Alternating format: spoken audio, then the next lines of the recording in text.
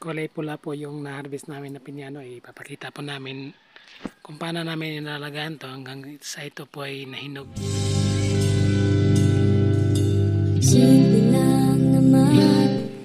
Magandang araw po sa lahat, ano?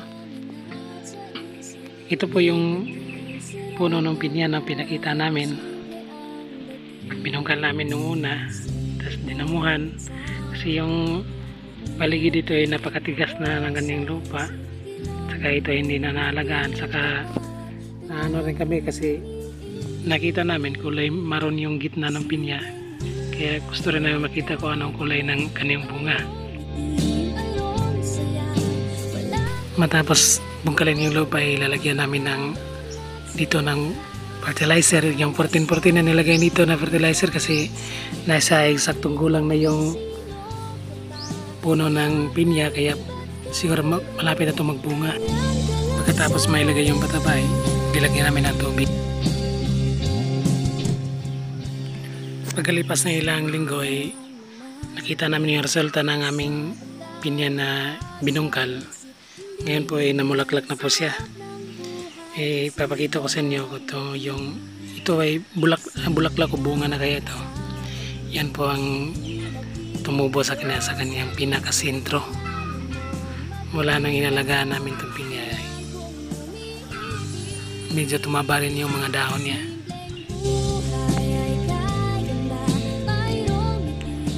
Ngayon ay April 1, 2024. Medyo malaki-laki na ilan yung pinya. Kahit kasagsagan ng El Nino, hindi siya masyadong naulanan, saka nadidiligan lang paminsan-minsan. Tatanggalin ko muna itong mga side shoots na kasi para daw mapabilis mapapalaki yung kanyang bunga, saka ma-focus yung nutrients sa kanyang bunga. Ngayon po ay sobrang hinog na yung aming pinyano at meron na siyang side shoot na tumubo sa gilid.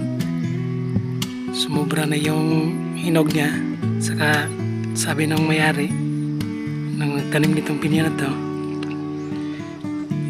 isang linggo, nung nakarang linggo pa lang daw napakahinog na ito, kulay pula na. Kaso hindi na napitas kasi hinihintay nila ako na makauwi galing sa aking trabaho. Inatagalan ako nakauwi. Buti naman at naabutan ko pa kasi ano rin sila kasi inalagaan namin. Yan, ito na po yung resulta. Sumobra yung pagkahinog niya. Yan naman ay hihiwain na namin itong pinya. Hinihintay ko pa yung nagtanim mismo ng pinya kasi siya yung nagtanim Ako hinihintay nga nila ako nung wala pa ako, nandun pa ako sa aking trabaho, kaya hintayin ko para siya yung maghiwa. Yung pinya ay napaka kulay yellow. Sobrang tamis ng pinya tingnan, saka napakabango na. Sumobra na yung ano niya, saka nasira niya yung gilid. Tayo. Terus ke pinya? Ako ng taas, bike ng taas.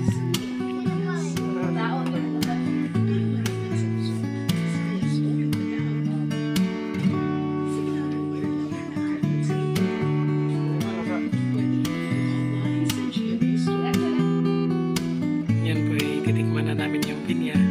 Hiniwa na ng may-ari yung pinya. Sabi na mga matay, napakatamis daw. Sumobra yung tamis kaya napatikim na rin yung may-ari. At saka maraming salamat po sa panonood sa aming pinya. Isa lang yung pinya namin kahit isa lang yung pinya namin marami nakakain yung pinya kasi namin. Isa lang. Paulit-ulit. Napakabango ng pinya. Sobrang tamis. Sumobra ng tamis niya kasi siguro sa hinog na hinog niya. Buti hindi nasira kasi nasira na yung gilid. Buti maliit pa lang. May sira siya, konti pa lang, maliit lang. Yun lang Maraming salamat po ulit sa panonood sa aming video. Yun lang po. Bye-bye po. Hindi bagay sarap ng